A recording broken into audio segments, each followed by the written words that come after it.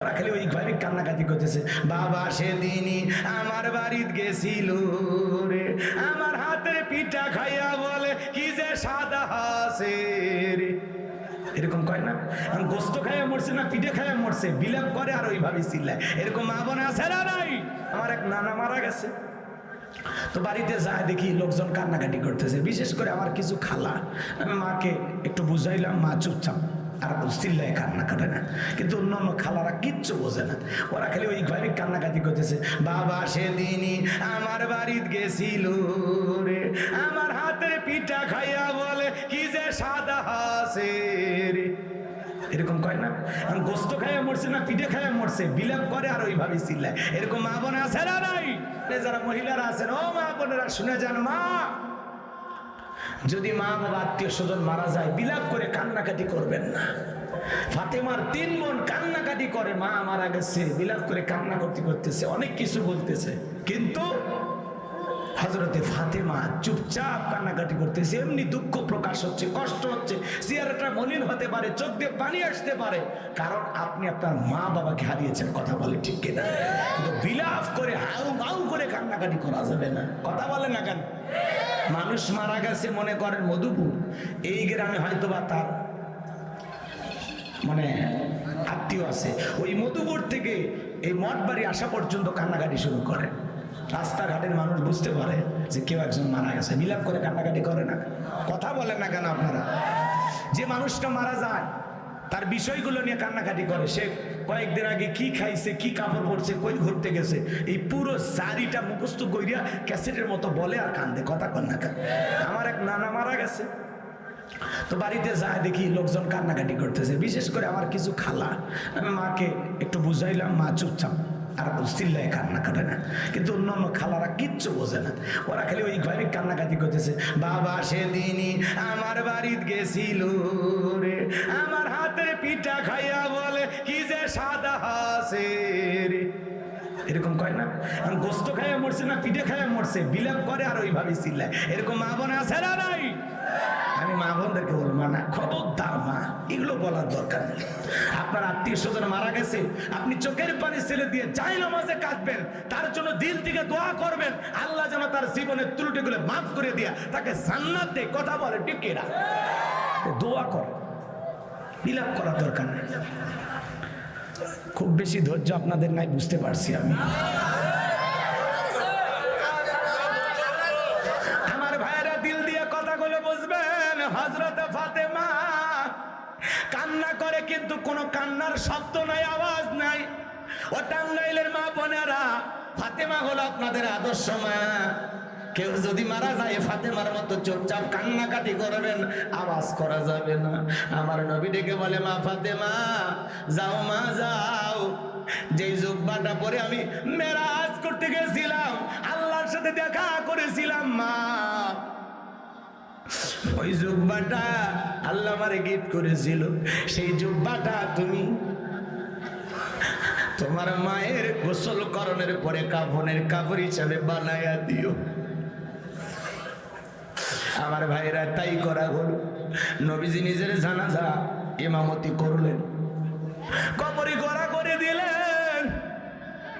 এইবার কবরে লাশটা রাখার পরে, কবরে মাটি দেওয়ার পরে সাহাবাই কিরাম ডেকে বলে, নবী আপনি কি যাবেন না?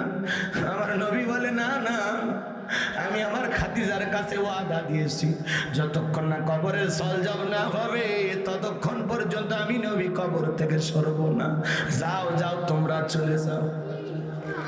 আম্মা জান খাদিজার কবরে রাখার পরে নবীজি কবরের পাশে দাঁড়িয়ে আসেন।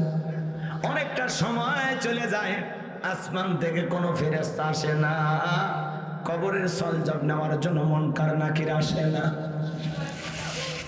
কিছুটা সময় অতিবাহিত হয়ে যাওয়ার পরে জিবরাইল এসে বলেন, নবী নবী গো, আপনি কেন দাঁড়িয়েছেন গো নবী? আমার নবী বলে, জিবরাইল আমি আমার খাদিজার কাছে ওয়াদা দিয়েছি, যতক্ষণ না পর্যন্ত তার কবরের সলজব না হবে ততক্ষণ পর্যন্ত আমি কবর থেকে সরব না রে, সরব না। জিবরাইল ডেকে বলেন, নবী যেদিন খাদিজা কবরের ভয়ে, কবরের সলজমের ভয়ে কান্না করে আপনার কাছে বলেছিল, আমার আল্লাহ সেই দিনই খাদিজার কবরের সলজবকে কবুল করে নিয়েছেন।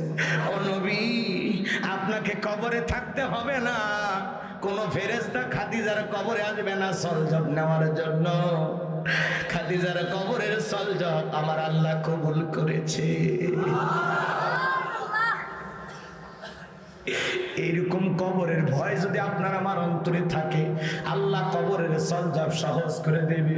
কবরের ভয় যদি আমাদের দিলের ভিতরে থাকে, মাটির মানুষ মাটিতে মিশে যাব, ধন দৌলত সম্পদের গৌরব করতাম না, অহংকার করতাম না, পাপের সাগরে ডুব দিতাম না, মিথ্যা কথা বলতাম না, খারাপ কাজ করতাম না। আজকে মানুষ কবরের ভয় অন্তরে না থাকার কারণে দুনিয়াতে যা ইচ্ছা তাই করে যাচ্ছে। কথা বলেন ঠিক কি না? শুধু ঝাড়ি মারে আর বলে মরার পরে কি হবে, কে দেখতে যাবে? আরে ভাই, কথায় আছে যার মাথা তের ব্যথা। আপনি আপনার কবরে যাবেন, আল্লাহ না করুক কবরে আগুন লাগলে কবরটা যার যন্ত্রণাও ভোগ করতে হবে তা। এটা বোঝেন না কেন? এটা যদি আমরা বুঝতাম তাহলে আমরা কখনো গুনাহ করতে পারতাম না। এই জন্য আল্লাহ রাব্বুল আলামিন বলেন, আল্লাযীনা ইযা যুকিরাল্লাহু ওয়াজিলাত কুলুবুহুম। আমার আল্লাহ রাব্বুল আলামিন বলেন, যারা আমার ঈমানদার বান্দা, তাদের সামনে যখন আমি রবের নাম উচ্চারণ করা হয়, ভয়ে তাদের অন্তরাত্মা কেঁপে ওঠে। যাদের অন্তরে আল্লাহর ভয় আছে তারা গুনাহ করতে পারে না। আল্লাহকে কিভাবে ভয় করবেন? তাকওয়া মানে আল্লাহর ভয়। তাকওয়া মানে কার ভয়? একটা ঘর, আপনি রুমের ভিতরে একা, লাইট জ্বলতেছে, হঠাৎ করে তাকায় দেখেন একটা ছিদ্র দিয়ে সাপ বের হয়েছে। সাপটা দেখা মাত্রই হঠাৎ করে বিদ্যুতের আলো চলে গেল, ঘরটা পুরো অন্ধকার। এখন বলেন তো আপনার কেমন লাগবে? ভয় লাগবে না? কথা কোন ভাই? ভয় লাগবে মানে পা ফেলার আগে চিন্তা, এই বুঝি সাপ পায়ের তলে। কথা কয় না? এই বুঝি এই যে পাশে মনে হয়। তো এই যে ওই ভয়টার ভিতরে যেরকম একটা সাপের আতঙ্ক, সাপের ভয় আপনার দিলের ভিতরে থাকে, ঠিক আল্লাহকে তার চাইতে কোটি গুণ বেশি ভয় করা লাগবে। আমি যে সুদের টাকা নেই, কে দেখতেছে? কে লিখতেছে? এই যে ভয়। আমি যে একটা মেয়ের ওড়না ধরে টান দিলাম, কে দেখতেছে? হ্যাঁ যুবক, কথা বলো। তুমি আমি যা করতেছি সব আল্লাহ তাআলা দেখতেছেন, ফেরেশতা দিয়ে লিখতেছেন। মা ইয়ালফিজু মিন কাউলিন ইল্লা লাদাইহি রাকিবুন আতীদ। বান্দা এমন কোন কর্মকাণ্ড করে না, এমন কোন কাজ করে না যা রেকর্ড করার জন্য ফেরেশতা নয়। আপনার আমার জীবনের প্রত্যেকটা কর্মকাণ্ড রেকর্ড করা হচ্ছে। কথা বলে ঠিক না? হে ভাই, কি 12:30 বাজছে? আপনার এরকম অস্থির হয়েছেন কেন? 2-3 কিলো দূরে থেকে আসে বইয়ের কথা মনে হয়, আর আমি 150 কিলো দূরে বউ রাখছি, আমার কিছুই মনে হয় না। কি অবস্থা! এই যে 12:30 বাজতে দোয়া করবো, আর 15 মিনিট থাকেন। আমি জানি আজকে আপনারা অস্থির হবেন, এটা আমার জানা আছে। আশেপাশে 2 দিন রাত জাগছেন, রবিকুল ইসলাম মাদানী ভাইয়ের ওয়াজ শুনছেন, আমির হামজা ভাইয়ের ওয়াজ শুনছেন। আজকে আর কত রাত জাগা যায়? লাগারে 3 রাত। আমি ওই জন্য নিয়ত করছি আজকে তাড়াতাড়ি শেষ করবো।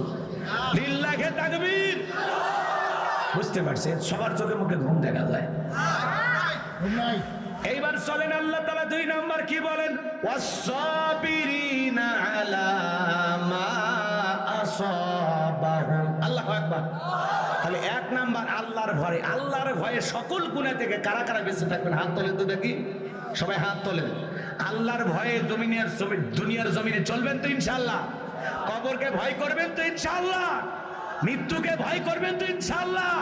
যারা আল্লাহর ভয় করেন হাত নামান। ভাজান একটু আমল করবেন, আমল করবেন, খবরদার। এদিক খেয়াল করেন, যারা বিগত বছরে ক্ষমতায় ছিল, এদের অন্তরে যদি আল্লাহর ভয় থাকতো, এরা কি দুর্নীতি করতে পারতো? কথা কন না, কয় টাকা দুর্নীতি করছে শুনবেন? 11 লক্ষ কোটি টাকা দুর্নীতি করে বিদেশে পাচার করছে। 11 লক্ষ কোটি টাকা। এত টাকা নিয়ে গেছে, তারপরেও বুবুর শান্তি হয়নি। বলে আমি আবার আসবো, দেশের খুব কাছে আছে, চট করে ঢুকবো। মাঝে মাঝে কল রেকর্ড ঠাস হয়। তা আপনি আসবেন তো গেলেন কেন? কথা কন না, ক্ষমতার চেয়ার থেকে নামা সহজ, কিন্তু এই চেয়ারে ওঠা কঠিন। আমরা চাইছিলাম পদত্যাগ, আল্লাহ বলে কিসের পদত্যাগ? ওরা যে অন্যায় অত্যাচার করেছে, আলেমদেরকে হত্যা করেছে, এতিম মাদ্রাসার বাচ্চাদেরকে হত্যা করেছে, এই দেশের হাজার হাজার নিরপরাধ মানুষকে মিথ্যা মামলা হামলা দিয়ে ফাঁসিয়েছে, অন্ধ মানুষকে পর্যন্ত গাড়ি পোড়ানোর মামলা দিয়েছে, এদেরকে আমি আল্লাহ ছাড় দেব না। আমরা চাইছিলাম পদত্যাগ, আল্লাহ বলে কিসের পদত্যাগ? আমি আল্লাহ ওদেরকে দেশ ত্যাগ করতে বাধ্য করবো। কথা বলেন ঠিক কিনা? ইন্না বাতশা রাব্বিকা লাশাদীদ, আল্লাহর পাকড়াও বড় কঠিন। আল্লাহ ধরে ধরে না, যেদিন ধরবে বাপ টাকার টাইম দেবে না। আল্লামা সাইদি হুজুর বলেছিল 12 কোটিতে গাছের গোড়া নাড়া দেবে, মামু বাড়ি দিল্লি গিয়ে পড়বা। আজকে ঠিকই দিল্লি গিয়ে পড়ছে। 45 মিনিট সময় পাইছিল। কথা কন, আপনি কেন গেলেন? ঈশ্বর চাচাকে বলা হয় স্বৈরাচার শাসক। ঈশ্বর চাচা ক্ষমতার চেয়ার থেকে পদত্যাগ করে জেলে গেছে, দেশ ছাড়েনি, বাপের বেটা। ধন্যবাদ। বেগম খালেদা জিয়া বছরের পর বছর জেল খাটলেন, এখনো অসুস্থ অবস্থায় দেশে আছে, দেশ ছাড়ে নাই, বাপের বেটি, সাহসী নেত্রী। জামাত ইসলামের অসংখ্য নেতাকে পঙ্গু করেছে, হত্যা করেছে, ফাঁসির দড়িতে ঝুলিয়েছে, কেউ পাকিস্তানে যায় নাই, সবাই দেশে আছে, বাপের বেটা। আর আপনারা পালাবো না, যাবো না, ভাগবো না। কই আপনাদের কথার দাম নাই। মুখে বলতেন হেলিকপ্টার দিয়ে পানি দিছি, আবার ঠিকই রিপোর্ট বের হচ্ছে হেলিকপ্টার দিয়ে পানি না গুলি মারছে। এ কথা কন নাকি আপনারা? হাজার হাজার কোটি টাকা দুর্নীতি করে বিদেশে বাড়ি বানাচ্ছে, টাকা কার? এই দেশের জনগণের। আজকে জনগণকে চুষে খায়া, সব জিনিসের দাম বাড়াইয়া, বাজারে সিন্ডিকেট তৈরি করে দিয়া, 16 বছর অশান্তির আগুনে জ্বালায়া আপনারা আবারও আসতে চান। সাহস তো কম না? আমরা কি সব ভুলে গেছি নাকি? কিছুই বলিনি। আসবেন, আসেন, এই দেশ আপনার বাবা। গেলেন কেন? আপনি আসেন তো, কথা কয় না। এই আসার দরকার আছে না নাই? তাহলে কি বলবো? বুবু আইবা, তুমি আইবা গো, সেই দিন আইসা বুবু ক্ষমতা পাইবা না।